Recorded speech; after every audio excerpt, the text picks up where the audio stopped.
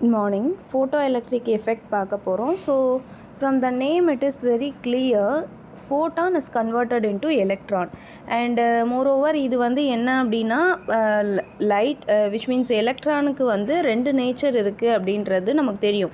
Particle and wave nature இருக்குது அப்படின்ட்டு. So here இது எதுக்கு எக்ஸாம்பிள் அப்படின்னா electrons and light both has the particle nature அப்படின்றதுக்கான எக்ஸாம்பிள் தான் photo electric effect. Yes. So இப்போ வந்து ஒரு மெட்டல் பிளேட் இருக்குது அப்படின்னா அதில் வந்து ஒரு லைட் இன்சிடெண்ட் ஆகும்போது விச் மீன்ஸ் ஃபோட்டான் ஓகேவா. ஸோ லைட் இன்சிடெண்ட் ஆகும்போது இந்த மெட்டல் சர்ஃபேஸ்லேருந்து ஒரு எலக்ட்ரானை இது எஜெக்ட் பண்ணுது.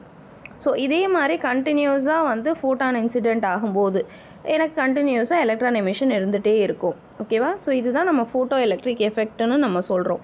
பட் இந்த பிளேஸில் இந்த ஃபோட்டானோட எனர்ஜி என்ன அப்படின்னா is equal to h nu. So is equal to ஹெச்நியூன்ற எனர்ஜி இருக்க ஒரு ஃபோட்டான் ஒரு மெட்டல் சர்ஃபேஸ் மேலே படும்போது இந்த மெட்டல் சர்ஃபேஸில் இருக்க ஒரு எலக்ட்ரானை எஜெக்ட் பண்ணுது. எஸ். ஸோ யூஷுவலாக நம்ம வந்து அயனைசேஷன் எனர்ஜின்னு ஒரு கான்செப்ட் படிச்சிருப்போம்.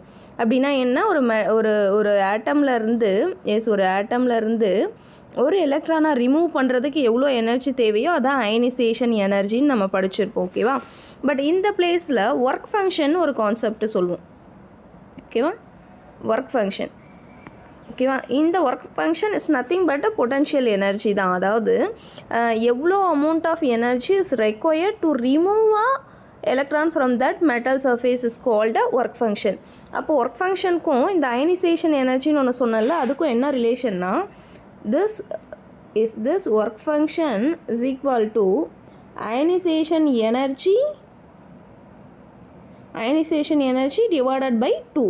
அப்போ எது அதிகமாக இருக்குது, ionisation energy is too high. So அதில் of the amount of energy இருந்தால் என்னால் வந்து இந்த ஃபோட்டோ எலக்ட்ரிக் எஃபெக்டை நடத்த முடியும். ஸோ அதுதான் ஒர்க் ஃபங்க்ஷன்னு நம்ம சொல்கிறோம். எஸ்.